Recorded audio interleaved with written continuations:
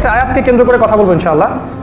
আল্লাহ রাব্বুল আলামিন সূরা আলী ইমরানের মধ্যে বলেছেন, আয়াত নাম্বার 102, আল্লাহ পাক বলেছেন, ইয়া আইয়ুহাল্লাযীনা আমানু, হে যারা ঈমান এনেছো, যারা ঈমান এনেছো তাদেরকে আল্লাহ পাক বলছেন, ইত্তাকুল্লাহ, আল্লাহকে ভয় করো, হাক্কা তুকাতিহি, ভয় করার মতো ভয় করো, ওয়ালা তামুতুন্না, কখনো মারা যেও না, ইল্লা ওয়া আনতুম মুসলিমুন, পরিপূর্ণ মুসলিম না হয়ে।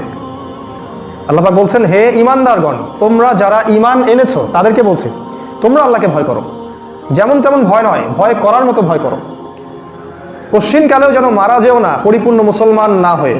এই হলো সূরা আল ইমরানের আয়াত নাম্বার 102। প্রথম অংশে আসেন, আল্লাহ পাক ঈমানদারদেরকে বলছেন আল্লাহকে ভয় করতে। তো ঈমানদার কারা ভাই? মুমিন কারা? সংজ্ঞাটা কি? ঈমানের সংজ্ঞাটা কি? মুমিনের সংজ্ঞা কি?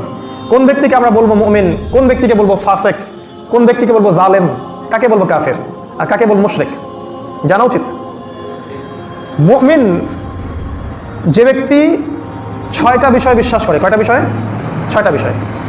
1 নম্বর হচ্ছে আমানতু বিল্লাহ, আল্লাহর প্রতি বিশ্বাস, ওয়া মালাইকাতিহি, তার ফেরেশতাগণের প্রতি বিশ্বাস, ওয়া রুসুলিহি, আল্লাহ পাকের সমস্ত রাসূলের প্রতি বিশ্বাস, ওয়া কুতুবিহি, আল্লাহ পাকের সমস্ত আসমানি কিতাবে বিশ্বাস, ওয়াল ইয়াউমিল আখির, পরকালের জীবনে বিশ্বাস, ওয়াল কদরি খায়রিহি ওয়া শাররিহি, তাকদীরের ভালো মন্দের প্রতি বিশ্বাস। কয়টা হলো? 6টা। এই 6টা বিষয়ের প্রতি যে ব্যক্তি হৃদয় থেকে বিশ্বাস করে, মন থেকে বিশ্বাস করে, মুখে স্বীকার করে এবং তদানুযায়ী কাজে বাস্তবায়ন করে, এই ব্যক্তিকে বলা হয় মুমিন। আমি বুঝতে পারছি? আর যে ব্যক্তি মনে বিশ্বাস করে না, মুখেও স্বীকার করে না, কাজেও বাস্তবায়ন করে না, এই ব্যক্তিকে বলা হয় কাফির। ঠিক আছে? আর যে ব্যক্তি মনে বিশ্বাস করে না কিন্তু মুখে স্বীকার করে, মনে বিশ্বাস নাই, মুখে স্বীকার করে, মাঝে মাঝে কাজও করে, মাঝে মাঝে ছাড়ে, এই ব্যক্তিকে বলা হয় মুনাফিক। আর যে ব্যক্তি মনেও বিশ্বাস করে, মুখেও স্বীকার করে, কাজের বেলা শিথিল, কাজ করে না, এই ব্যক্তিকে বলা হয় ফাসেক এবং জালেম। আর যে ব্যক্তি এই 3টার কোনো একটা করে এবং এর সাথে শিরক করে, আল্লাহর সাথে শিরক করে, একে বলা হয় মুশরিক। আল্লাহ পাক এখানে কিন্তু ফাসেক, জালেম, মুনাফিক, মুশরিক কাউকে উদ্দেশ্য করে বলছেন না। আল্লাহ পাক বলছেন, ইয়া আইয়ুহাল্লাযীনা আমানু, তোমরা যারা মুমিন হয়েছো, ঈমানদার হয়েছো, তাদেরকে বলছি, তোমরা শোনো। কি বলছেন আল্লাহ পাক? আল্লাহ বলছেন, ইত্তাকুল্লাহ, তোমরা আল্লাহকে ভয় করো। ঈমান আনার পরেও আল্লাহকে ভয় করতে হবে? আর ঈমানদারদেরকে আল্লাহকে ভয় করতে হবে, তাই না? আল্লাহ পাক মুমিনদেরকে বলছেন তোমরা আল্লাহকে ভয় করো। একটা কথা বলি মাঝখানে, ঈমানের যে 6টা পিলারের কথা বললাম, আল্লাহর প্রতি বিশ্বাস, ফেরেশতাদের প্রতি বিশ্বাস, বলতে পারবেন তো, রাসূলগণের প্রতি বিশ্বাস, আসমানি কিতাবসমূহের প্রতি বিশ্বাস, পরকালের প্রতি বিশ্বাস, আর ভাগ্যের ভালো মন্দের প্রতি বিশ্বাস, এই 6টা পিলারকে কি যুক্তি, দর্শন, বিজ্ঞান দিয়ে ব্যাখ্যা করা যায়? বুঝেন নাই? আল্লাহকে ল্যাবরেটরিতে পরীক্ষা করা যায়? ফেরেশতাদেরকে কি যুক্তি দিয়ে প্রমাণ করা যায়? আসমানি কিতাবগুলোকে আপনি বিজ্ঞান দিয়ে প্রমাণ করতে পারবেন?